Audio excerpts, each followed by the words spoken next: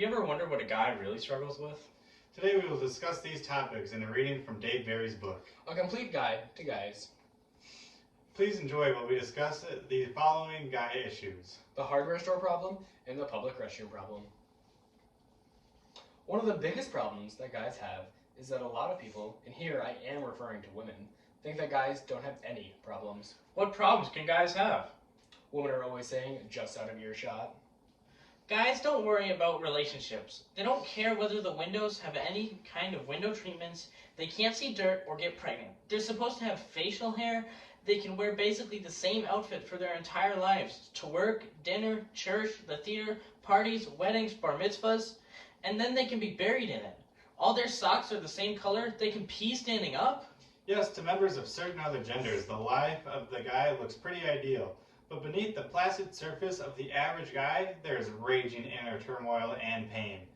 The outside observer is not aware of this. Even the guy is usually not aware of this, especially if his mind is occupied with a pennant race. But the turmoil, pain, etc.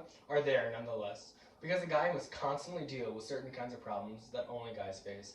I'm talking about very serious problems here, agonizing problems, extremely complex problems, terrible problems, problems so gut-wrenchingly problematic. Okay, I have one. A serious problem that guys face is the hardware store problem.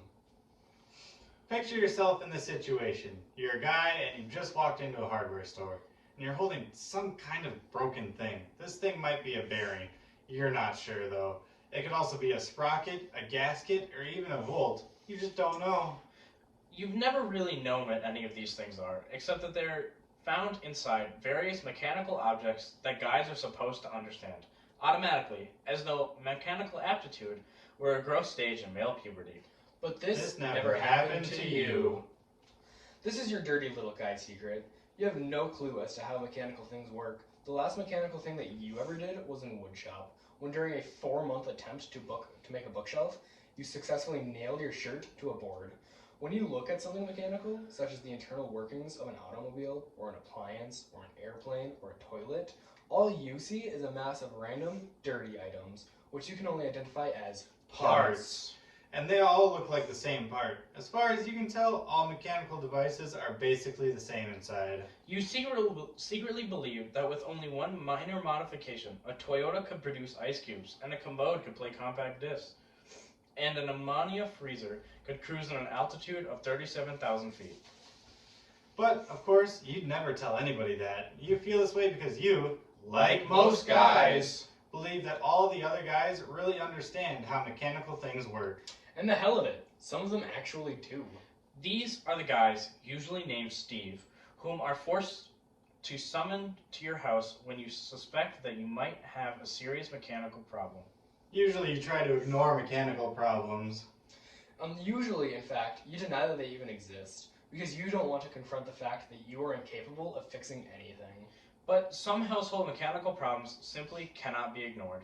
Let's say, one morning, while watching the kids extinguish their burned toast, you happen to glance into the living room, and you notice that it has fallen into your basement. Even you can't deny that this is a problem.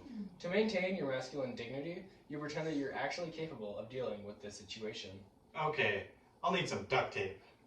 But you're not fooling anybody. Eventually, you have to break down and call Steve. Steve arrives in a truck. It's a big truck. Steve is a big guy. His forearms are bigger than your Barca Lounger. He strides into your house. Casually, on his way in, fixing the door that won't open. And spends a few minutes squinting at the problem in a knowledgeable manner. Then, he calls you over. Mr. Barry, I want to show you something. This is the part you hate. It's always bad when they want to show you something. Take a look at this. Steve, pointing to a random house problem. You see this? You look at it and frown. You have no idea what particular part Steve is pointing at. It could be a rafter, it could be a drywall, it could be a joist, it could be a gable, it could be the steering wheel from the Titanic. Huh? You look at it. Yep, you got a problem. What kind of problem? You say, and Steve gives you a little sideways look, which tells you that, in his view, you were the stupidest homeowner he has ever met, who was still able to walk erect. He can't wait to tell the gang all about you tonight when he goes to the Competent Guys Tavern, because the problem is spectacularly obvious to a guy like Steve. A guy like Steve can diagnose this problem while under anesthesia, so there is a distinct tone in his voice. Steve explains to you exactly what the problem is as simply and as clearly as he can. You get calcification in your pullet beam header grommets. I was afraid of that. Yep. Can it be fixed? Well, sure, it can be fixed. Says Steve, who cannot believe what an idiot he hooked up with here. All you gotta do is jack up your laminate bolts and winch in a 3/16 catheter junction. When Steve says you, of course, he does not mean you. The only tool you own is a set of toenail clippers. Whereas Steve has a wide assortment of both jacks and winches. Steve's children play with jacks and winches. Steve has every kind of tool he'll ever need for anything right in his truck.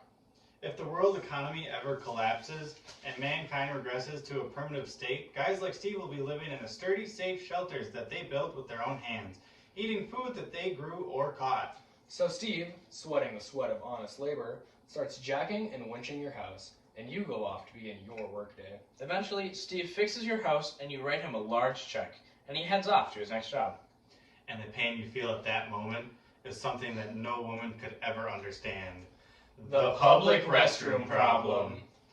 This is a problem that guys face when they go into a public restroom. When women go into a restroom, they have the privacy of stalls, but guys have to do it while standing pretty much out in the open, sometimes with many other guys standing around. This can be tricky because peeing is often much associated in guys' minds with masculinity. My point is that peeing has significance for guys that goes way beyond the mere elimination of bodily fluids. It is an important territorial statement. This is why every time a guy enters a public restroom, he must confront a critical guy problem, namely, Which urinal should he use? His goal is to avoid at all costs peeing right next to another guy, because they would be infringing on each other's territories. So, in the ideal guy restroom, the urinals would be located a minimum of 50 feet apart. Unfortunately, in the real world, they're right next to each other.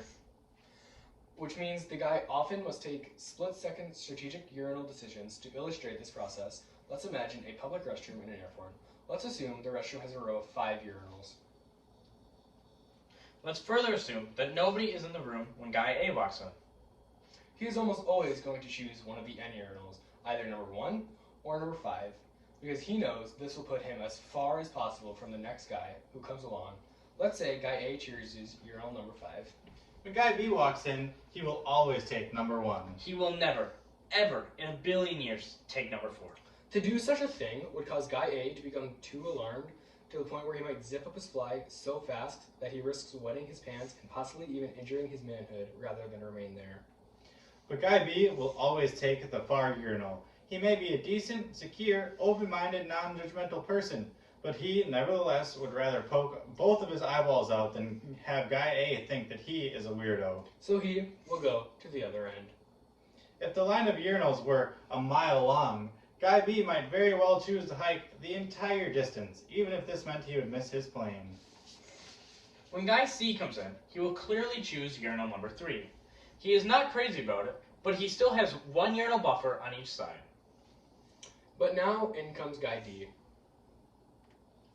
And he has a real problem, because whatever urinal he picks, he'll be right next to 2 other guys. This is very upsetting. Some guys in this situation will choose to pee in an enclosed stall, or wait until there is a buffered urinal available, or go way off to the side and pee against the wall.